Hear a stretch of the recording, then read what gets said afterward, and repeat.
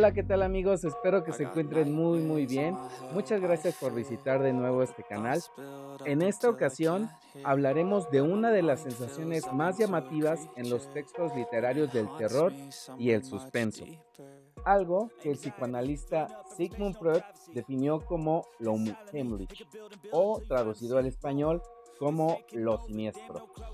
Bajo esta premisa, analizaremos a uno de los más afamados escritores del siglo XIX, Edgar Allan Poe, con su relato de terror Corazón delator, donde intentaremos explicar cómo se representa y se desarrolla lo unheimlich en esta obra publicada en 1843. Antes de comenzar, y si te gusta el contenido, te suplico que le des un like y activa las notificaciones para estar al tanto de las novedades en este espacio abierto donde se vive la experiencia a través de la Universidad Rosario Castellanos. Comenzamos.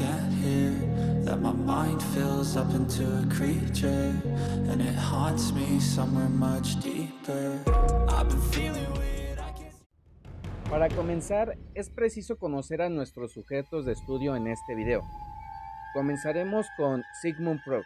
Nació en el entonces Imperio Austriaco el 6 de mayo de 1856. Fue un prominente médico neurólogo, considerado el padre del psicoanálisis. Gran parte la dedicó a su carrera en la neurología y de ahí derivó a la psicología y las enfermedades mentales que de ellas derivaban. Estudió la histeria y cómo tratarla a través de la hipnosis. Desarrolló el método catárquico para posteriormente reemplazar estos tratamientos por los métodos de asociación libre e interpretación de los sueños, que era un método un poco menos invasivo, por llamarlo de alguna manera.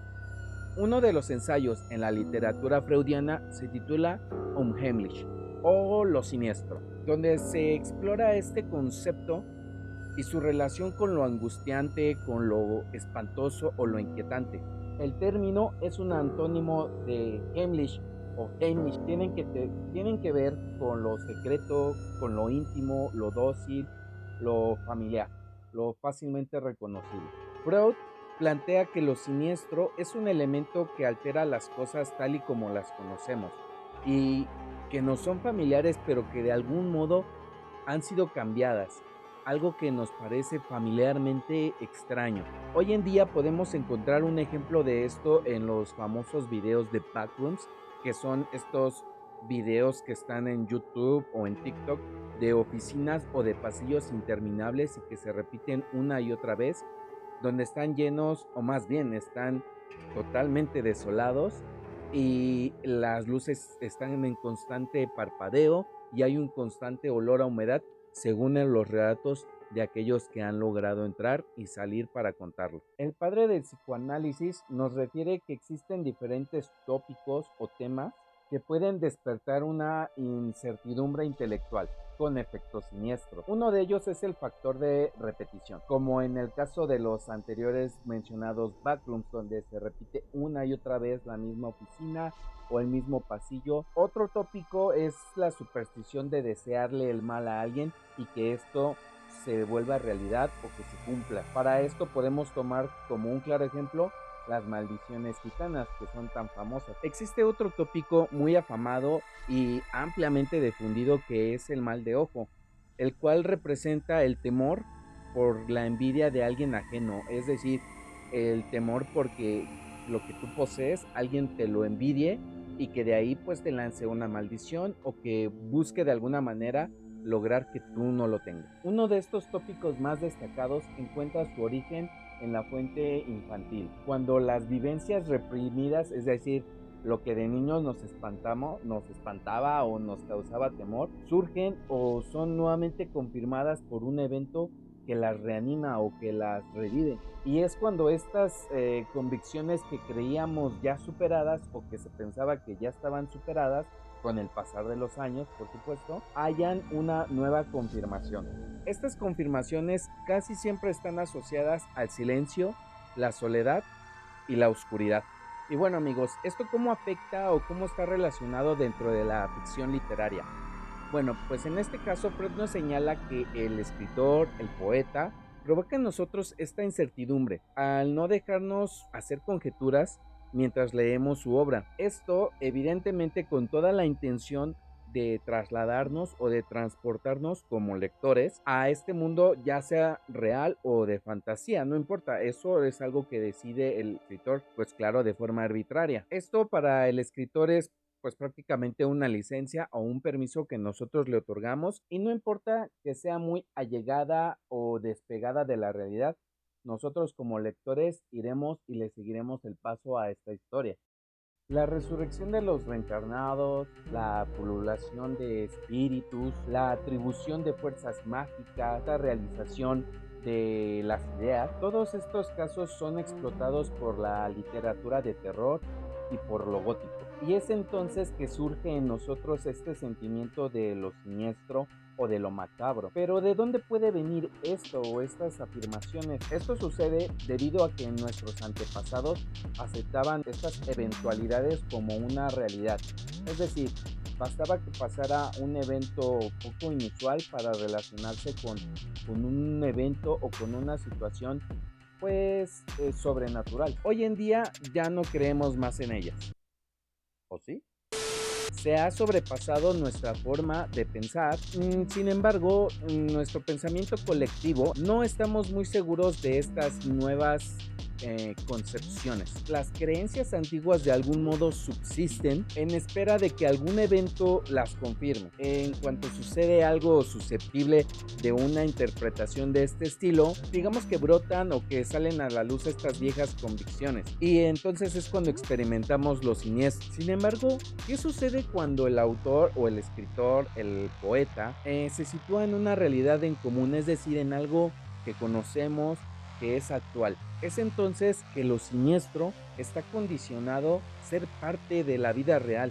De algún modo el artista nos permite desafanarnos de estas supersticiones, aunque sus intenciones son las mismas. Únicamente lo que sucede aquí es que se trata de un engaño. En este punto el escritor logra su cometido, ya que tú como lector o nosotros como lectores reaccionamos con base en la empatía, porque de alguna manera, como estamos asociando la realidad, entonces lo estamos relacionando como si fuera una vivencia propia.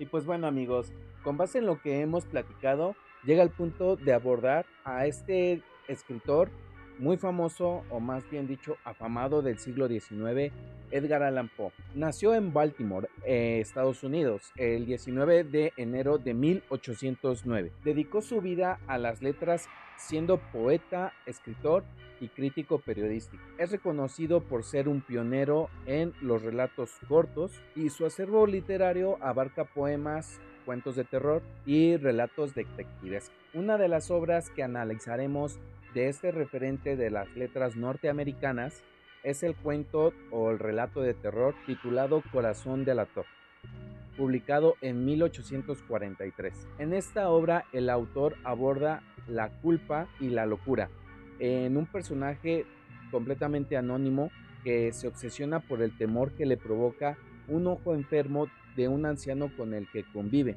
A este ojo él lo llama o lo bautiza como el ojo de buitre. A través de la narración, el autor nos hace saber que el perpetrador no tiene pretensión alguna por las posesiones materiales. Tampoco lleva dentro de sí alguna emoción asociada a la conducta del anciano. En cambio, nos deja entrever que las ideas que le genera su temor pueden estar asociadas a algún trauma reprimido, y es por ello que toma la decisión de arrebatarle la vida. No, pues qué fácil.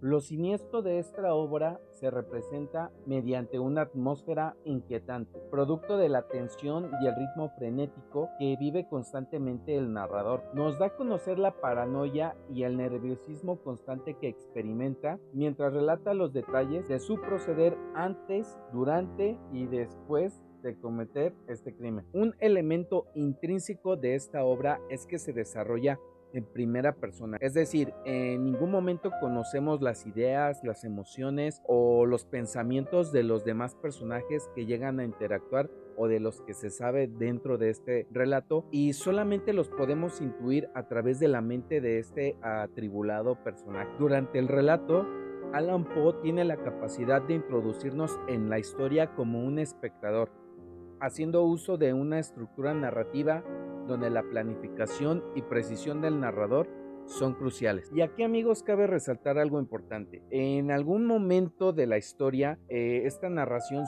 sube de nivel y nos da a conocer cómo es que este anónimo procedió o se atrevió a realizar o a ocultar su crimen. Y esto, para mí en lo personal, me generó una escena mental grotesca y en la cual me evocó a este tipo de cine llamado gore, el cual es muy sangriento y bastante sádico. Pero recordemos que se trata de una temática de locura y culpa. Esta última se hace presente también mediante el factor Unheimlich, puesto que nuestro personaje principal se ve enfrentado a las fuerzas del orden. La presión, mejor dicho, de su nerviosismo, su paranoia y el interrogatorio generan en el ignoto una sensación de culpabilidad que se manifiesta en un zumbido. Este zumbido se vuelve algo siniestro y se va transformando en un palpitar que le recuerda a su víctima. Esta sensación que nos describe el autor va en incremento hasta hacerlo estallar y nos lleva al cierre del relato.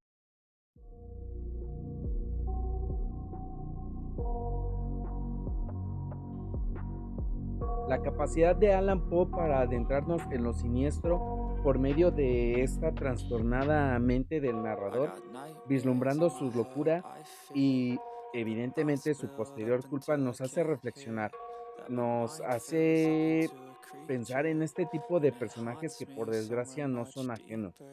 Esto, ¿por qué lo digo? Porque es común que en nuestra realidad, en nuestra actualidad, es común escuchar eventos similares a los de este relato, donde cobra relevancia la obra de Freud como el psicoanalista, como padre del psicoanálisis y las posteriores investigaciones que de ahí derivaron. Bueno, amigos, si llegaron hasta aquí, pues quiero agradecerles por ver este pequeño material. Ojalá que les sea de utilidad y que les inspire para hacer su propio contenido. Si fue así, por favor regálame un like y nos vemos hasta la próxima. That my mind fills up into a creature, and it haunts me somewhere much deeper. I got nightmares in my head, I fear that the thoughts